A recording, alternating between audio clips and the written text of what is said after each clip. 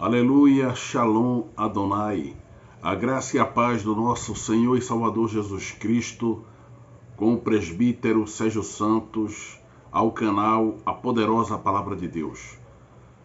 Convido você novamente a abrirmos a santa, bendita e poderosa palavra no Evangelho do nosso Senhor e Salvador Jesus Cristo, segundo escreveu João, capítulo 5, versículo 24. Estou aqui com a palavra aberta e convido você também, onde você puder, trabalhando, ouvindo, ou se estiver sentado e tiver condições, abra a palavra. O Senhor hoje vai falar comigo e contigo, e a sua palavra mostra que não é necessário muita coisa, mas só duas coisas no texto de hoje: ouvir e crer na palavra. João capítulo 5, versículo 24, que diz assim: Assim disse Jesus, em verdade vos digo, quem ouve a minha palavra e crê naquele que me enviou tem a vida eterna. Não entra em juízo, mas passou da morte para a vida. Oremos. Senhor meu Pai, meu Deus querido, ó Senhor, que a tua palavra possa falar ao meu e ao coração de todo aquele que acompanha o canal A Poderosa Palavra de Deus. Que a tua palavra possa nos libertar e possa nos levar até ti. Desde já te agradecemos. Amém. Nós estamos aqui num texto maravilhoso. O Senhor Jesus está orientando todo aquele que está triste, todo aquele que está desanimado, a ouvir a sua palavra. Não só ouvir a sua palavra, mas crer na sua palavra. São coisas distintas e nós vamos rapidamente aprender. Mas antes de nós chegarmos no texto propriamente lido, é necessário nós aprendermos no contexto, porque no contexto nós aprendemos o que o texto lido quer falar para mim e o que o texto lido quer falar para você. Nós, quando vamos para o contexto no capítulo 1, no capítulo 1 do Evangelho de Jesus, segundo escreveu João, versículo 1 diz: no princípio era o Verbo, e o Verbo estava com Deus, e o Verbo é Deus. Então nós vemos no capítulo 1 de João, Jesus ele é o Verbo de Deus. Mas antes de nós entrarmos no contexto, nós precisamos entender quem escreveu o Evangelho de Jesus Cristo, segundo escreveu João. Ou seja, o texto ele já cita o nome de quem escreveu. O autor é Jesus, é o Espírito Santo, é Deus. Mas aquele que foi usado é João. Ele foi escrito no ano 69, antes da destruição do templo, mas outros acreditam que esse evangelho ele foi escrito no ano 89 a 90 depois de Cristo. Mas provavelmente foi escrito no ano 69 depois de Cristo, por um homem chamado João, conhecido como discípulo amado, aquele que esteve próximo de Jesus em todo o seu ministério, e também o único dos apóstolos que presenciou todo o sofrimento de Jesus. Esse é João, filho de Zebedeu e de Salomé. Quando nós abrimos Marcos, capítulo 1, a partir do versículo 19 e 20, eles são chamados por Jesus. Quando abrimos também Mateus capítulo 4, versículo 21 e 22, em Mateus 4, 21 e 22, nós vemos que João e o seu irmão Tiago estavam trabalhando com seu pai Zebedeu, consertando as redes de pesca. Mas Jesus foi lá e teve um encontro com eles. Jesus chamou não só João, mas também seu irmão. O interessante é que o chamado de Jesus é impactante. Eles deixaram o labor, deixaram o trabalho e imediatamente seguiram a Jesus. Pode confirmar lá em Mateus capítulo 4, 21 e 22. E comigo não foi diferente, com você também acredito não vai ser diferente. Eles priorizaram o chamado de Jesus. Mas esse evangelho ele tem um propósito. Aí você pergunta, qual é o propósito do evangelho de Jesus segundo escreveu João? Evangelho conhecido como João.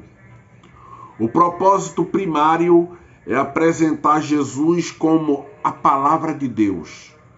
Palavra essa que existe desde o princípio, desde a eternidade juntamente com Deus. Mas nós vemos que esse propósito, ele tem como Cristo, aquele que é eterno, aquele que é Deus, aquele que existe desde a eternidade. E ele se tornou um ser humano. Jesus ele se tornou um ser humano com a finalidade de salvar a humanidade. Todo aquele que crê, todo aquele que ouvir e todo aquele que obedecer. E por amor de muitos o Senhor morreu e derramou o seu santo sangue para lavar dos pecados, purificar e levar para o Pai. Mas nós vemos que o primeiro propósito não é só apresentar Jesus como o verbo de Deus, como a palavra, porque verbo no hebraico, no grego também, significa logos. Logos no grego significa palavra de Deus, palavra falada.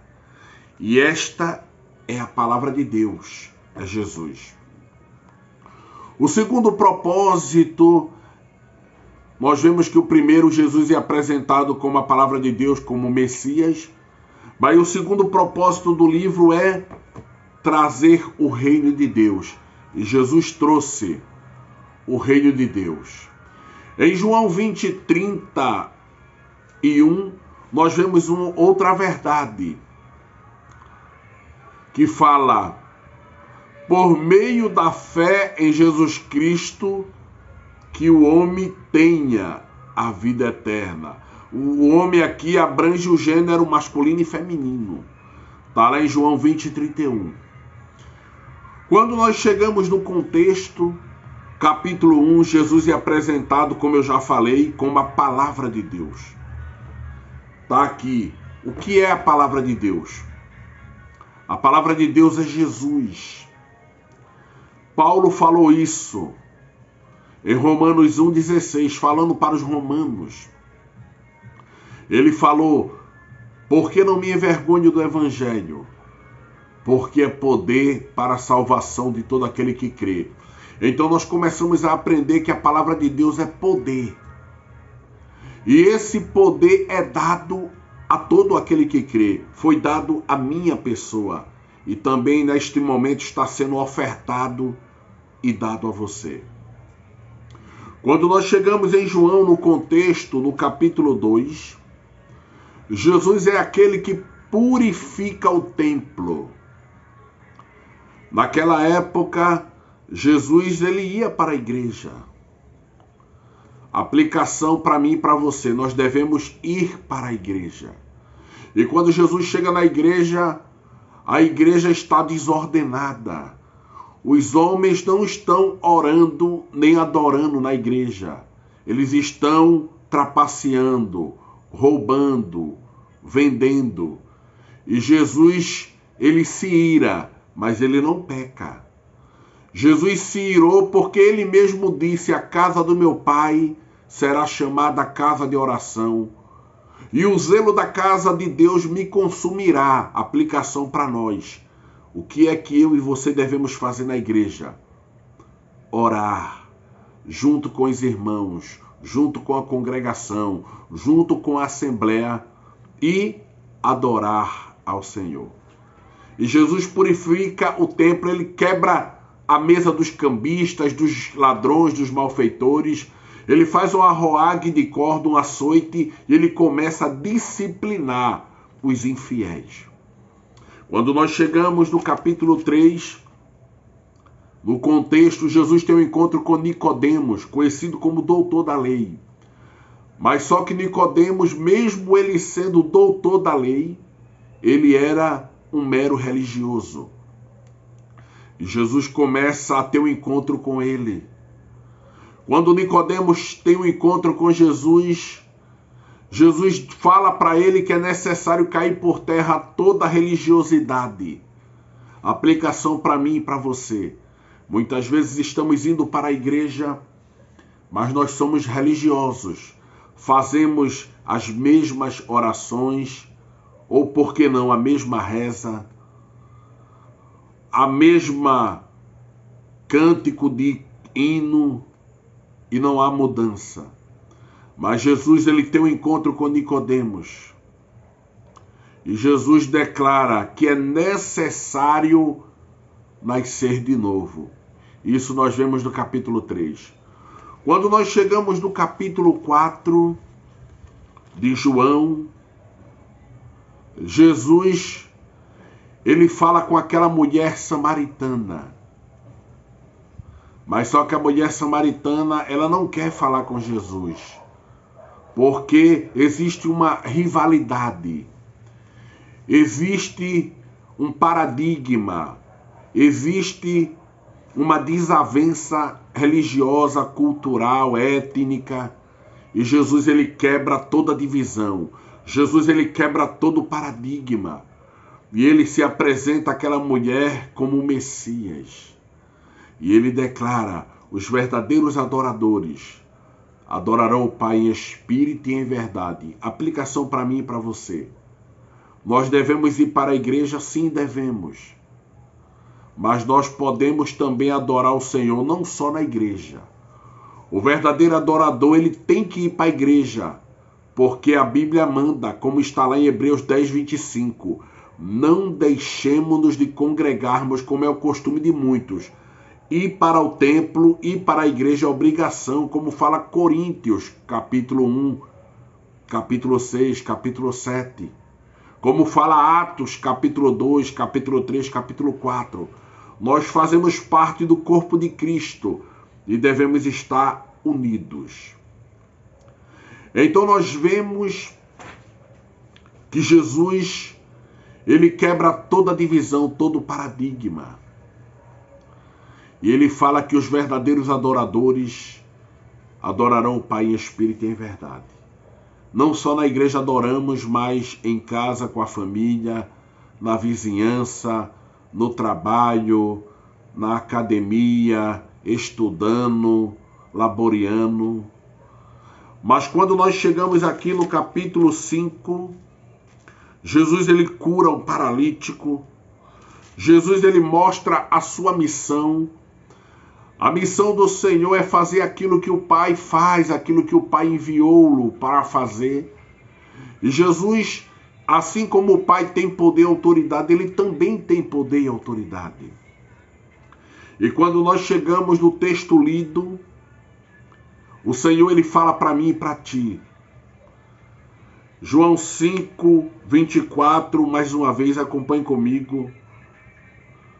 Jesus disse: em verdade vos digo, quem ouve a minha palavra e crê naquele que me enviou tem a vida eterna. Não entra em juízo, mas passou da morte para a vida. Para você ter a vida eterna, é necessário, no texto lido, somente duas coisas. Primeiro, quem ouve, é necessário ouvir. Segundo, é necessário crer. A Bíblia, ela interpreta a própria Bíblia, na arte da hermenêutica. A Bíblia, a própria Bíblia, ela responde à própria Bíblia. No texto, no grego, quem ouve significa prestar atenção. Então você, não sei onde você está, se está dirigindo, se está trabalhando, se está encarcerado ou preso, ou se você está no leito, doente, acamado, enfermo. Eu não sei onde você está. Ou se está na parada de ônibus, ou se está enfrentando qualquer fila, ou se está em casa, ou se está na praça, ou na vizinhança. Mas eu quero te dizer, Jesus está dizendo, quem ouve, então ouvir requer atenção. Jesus te chama agora, dá atenção a Jesus. Presta atenção, porque Ele quer falar contigo. Ouvir a voz de Jesus é prestar atenção. Ouvir a voz de Jesus é considerar aquilo que está sendo dito, aquilo que está sendo falado. Então, quando Jesus fala, e Ele está falando agora, eu devo ter toda consideração. Eu devo estar atento. Eu devo prestar atenção ao que Jesus está falando. Mas no grego, ouvir a voz do Senhor no texto lido, João 5:24, significa, em síntese, obedecer. Quem ouve, obedece. Então, o texto está falando para mim, em João 5:24, em verdade vos digo. Jesus está dizendo, quem ouve a minha voz. Traduzindo, Jesus está dizendo, quem obedece. Então, a aplicação para mim e para você que está ouvindo agora, é necessário eu e você obedecermos a poderosa voz do Senhor. Em João 14:21, a Bíblia, ela corrobora, ela testifica essa palavra. Jesus falou também em João 14:21, aquele que tem os meus mandamentos e os guarda, esse é o que me ama.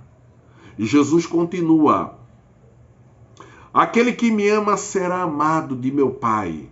Eu também o amarei e me manifestarei a ele. Tem promessa aqui em João 14:21. Quando nós guardamos os mandamentos, guardar é ouvir.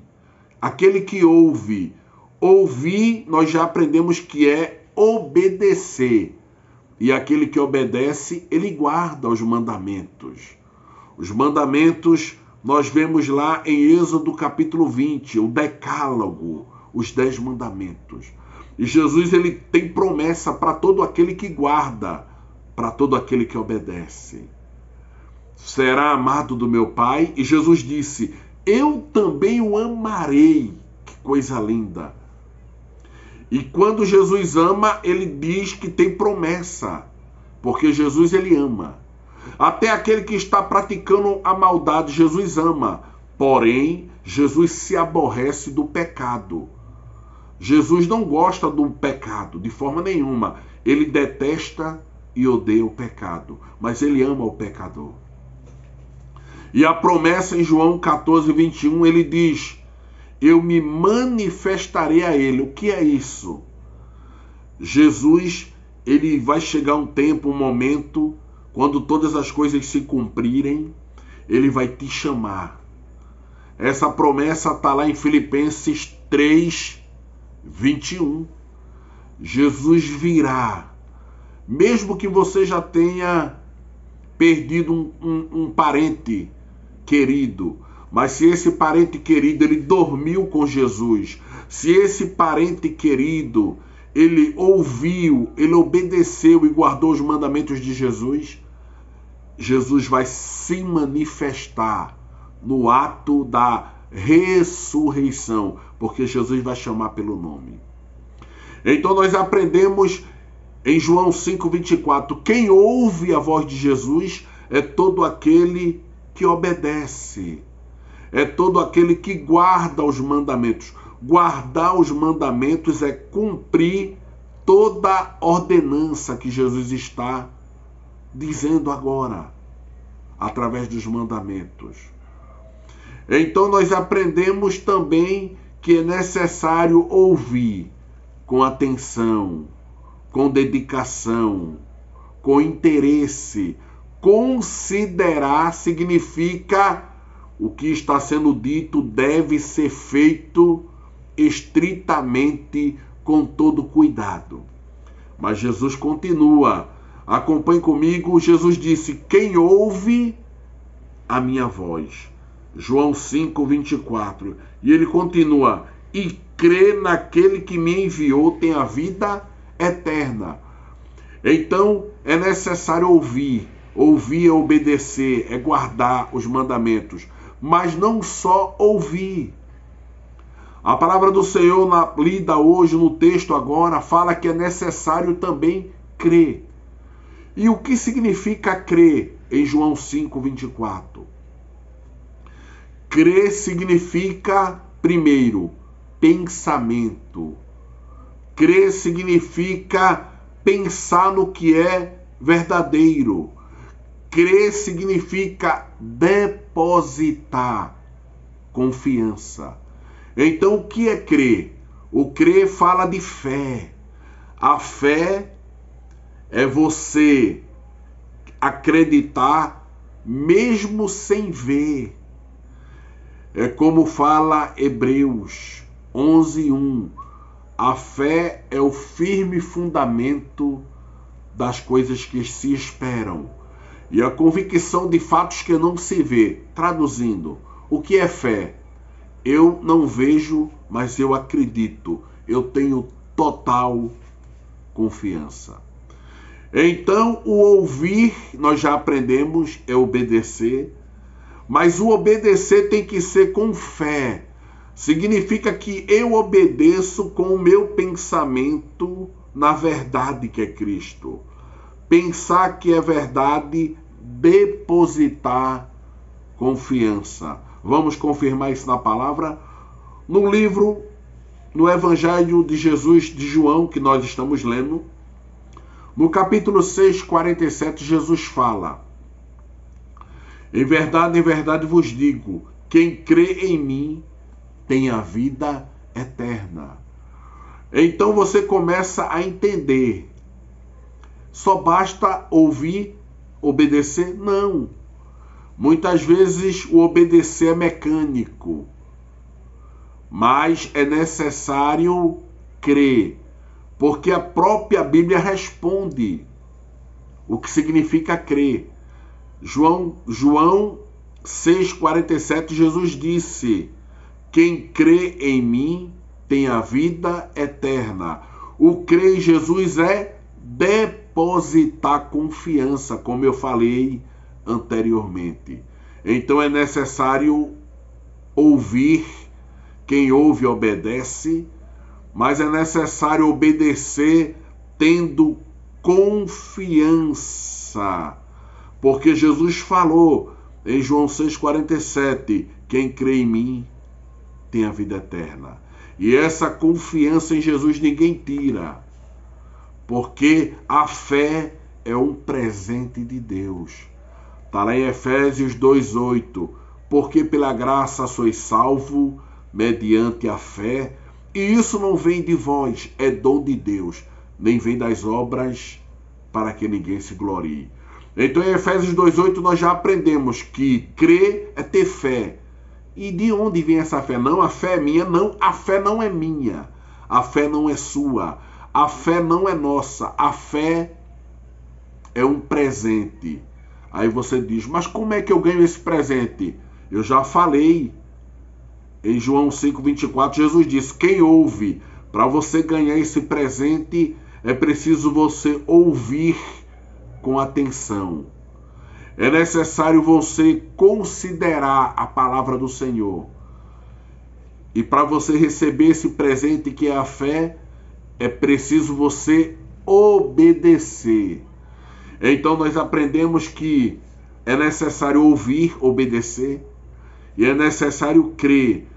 Crer significa... O que significa crer? Em João 5:24. Crer no grego, em João 5:24, significa confiar em Deus. Significa se entregar. Então o Senhor te chama a se entregar a Ele. Confia. Entrega a tua situação, o teu problema, a tua ansiedade, a tua depressão, as tuas dificuldades. Entrega a Ele. Em Deuteronômio, 5º livro da Bíblia, fala outra verdade para mim e para você. Em Deuteronômio 4:24, Jesus falou aos antigos. Deuteronômio, capítulo 4, do versículo 24, mas vamos ler apenas o versículo 29. Deuteronômio 4:29. O Senhor fala: de lá buscarás ao Senhor teu Deus e o acharás, quando buscares de todo o teu coração e de toda a tua alma. Mas de lá onde? Onde você estiver. Está lá em Deuteronômio 4:29. Busca o Senhor, mas tem que ser com todo o coração, de toda a tua alma. O que é que a palavra está falando aqui? O meu desejo, de todo o desejo tem que ser em Cristo, em Deus. Mas só que o Senhor fala que todo aquele que ouve, aquele que obedece, e todo aquele que crê, crer é depositar confiança. Tem o quê? Agora tem promessa. Tem a vida eterna. Tem a vida eterna significa salvação, não somente aqui na terra. Que salvação é essa? De ser assaltado, de uma doença terminal, de um salteador, da morte? Não. A salvação aqui não é só a terrena, mas é muito mais além da terrena. Ter a vida eterna significa a salvação na esperança de futuro. Ainda que eu e você venhamos a morrer, a dormir no Senhor, nós reinaremos com Ele toda a eternidade. Vamos confirmar na Bíblia o que é ter a vida eterna. Significa uma realidade presente para quem ouve e crê. Então todo aquele que ouve, obedece, todo aquele que crê, confia, ele tem a vida eterna. E essa vida eterna começa aqui na terra. Por quê? Porque nós nos tornamos embaixadores de Cristo. Como fala 2 Coríntios, capítulo 5, versículo 20, que diz que nós somos embaixadores de Cristo. Então, se nós somos embaixadores, nós não fazemos mais parte a esse reino. Mesmo você tendo RG, identidade, ou CPF, mas isso é temporário, isso vai ficar aqui, é momentâneo. Mas se você ouve e se você crê, como fala João 5:24, você é cidadão do céu. Você tem a vida eterna. Vamos confirmar?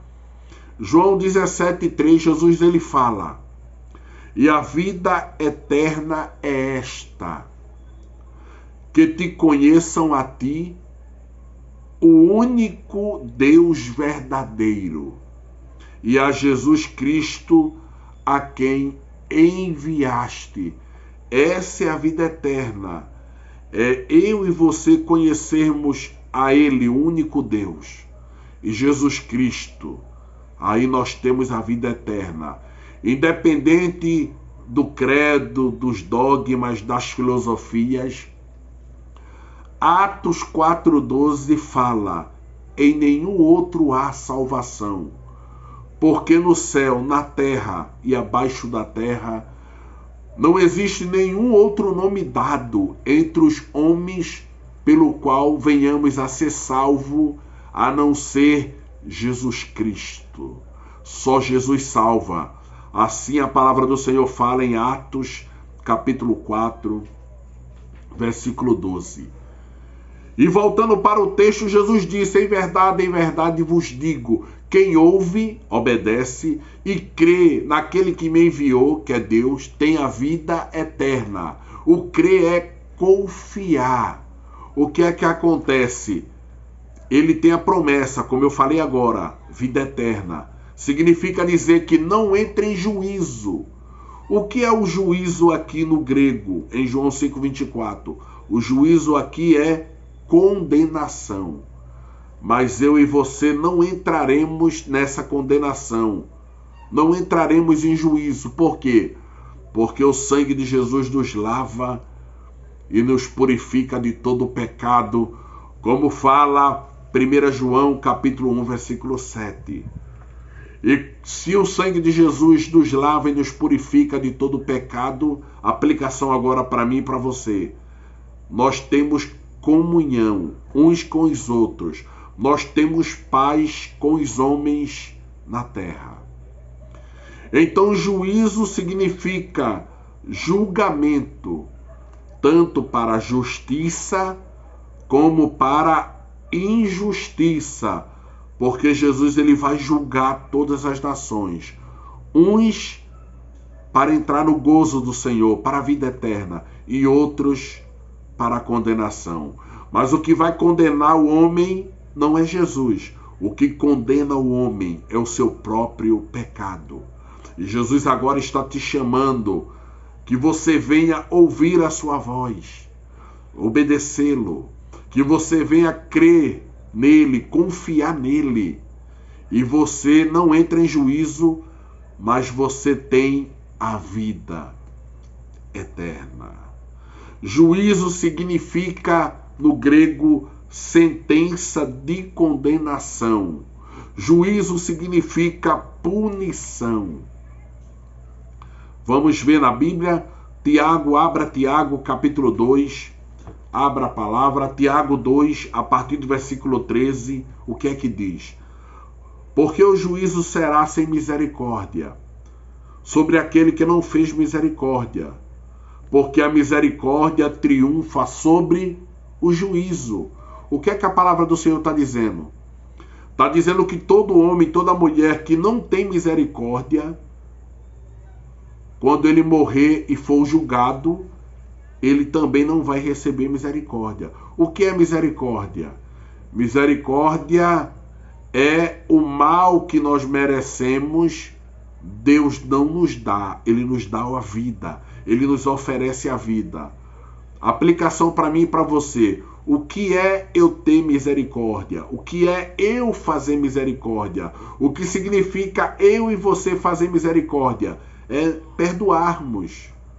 É nós não pagar o mal com o mal, mas pagar o mal com o bem.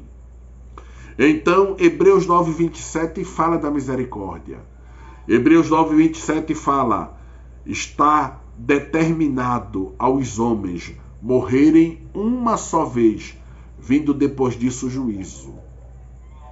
Então, Jesus ele fala, volte para o texto, João 5:24. Jesus disse, em verdade vos digo, quem ouve a minha voz, ouvir, nós já aprendemos a obedecer, e crê naquele que me enviou. Crer é confiar em Deus, nós já aprendemos isso também. Tem a vida eterna, nós já aprendemos. O que é a vida eterna? A vida eterna começa aqui na terra, porque nós nos tornamos filhos do Senhor. Ainda que venhamos a morrer e a ser sepultado, naquele dia nós ressuscitaremos, já aprendemos. Fala, não entre em juízo, nós já aprendemos isso também. O que é o juízo aqui? O juízo aqui é o juízo condenatório, punição, inferno, lago de fogo, como fala Apocalipse. Nós não entraremos nele, aleluia. Aí a Bíblia continua para nós encerrarmos. Não entre em juízo, nós não entraremos em juízo. Por que nós não entraremos em juízo? Porque nós ouvimos, obedecemos e porque nós cremos, confiamos neles. O que é que acontece? Nós passamos da morte para a vida. Então vamos aprender rapidamente o que é a morte. Passou da morte para a vida, então, no sentido espiritual, corporal e eterno. Primeiro, Existem 3 tipos de morte. Existe a morte espiritual, existe a morte física e existe a terceira morte, a morte eterna. Isso eu estou falando para o homem sem Deus. Mas para o homem que tem um encontro com Deus ainda tem a quarta morte, aquela que é morrer para o pecado. Vamos rapidamente aprender para a gente encerrar aquilo que Deus nos deu. A primeira morte é a morte espiritual, separados de Deus, vagando aqui pela terra, desejando poder, desejando riqueza e desejando prazer através da sexualidade. Então a primeira morte é a morte espiritual, separados de Deus pelo pecado. Efésios 2:1, que é que fala? Ele vos vivificou, estando vós mortos em vossos delitos e pecado. Está lá em Efésios 2:1.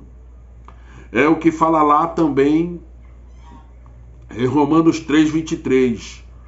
Romanos 3:23 fala, porque o salário do pecado é a morte. Fala que nós estamos destituídos da presença de Deus por conta do pecado. Mas nós vemos aqui também, em Romanos 3:23, como eu falei, porque todos pecaram e destituídos estão da glória de Deus. Essa é a morte espiritual. Toda a humanidade pecou e ela está separada da comunhão, de falar com Deus, de andar com Deus. É como fala Romanos 3:23. Mas tem a segunda morte, é a morte corporal, é a morte física, é o falecimento, como fala Gênesis capítulo 3, versículo 19, abra a palavra, que diz, Jesus falou, com o suor do seu rosto, você comerá o seu pão,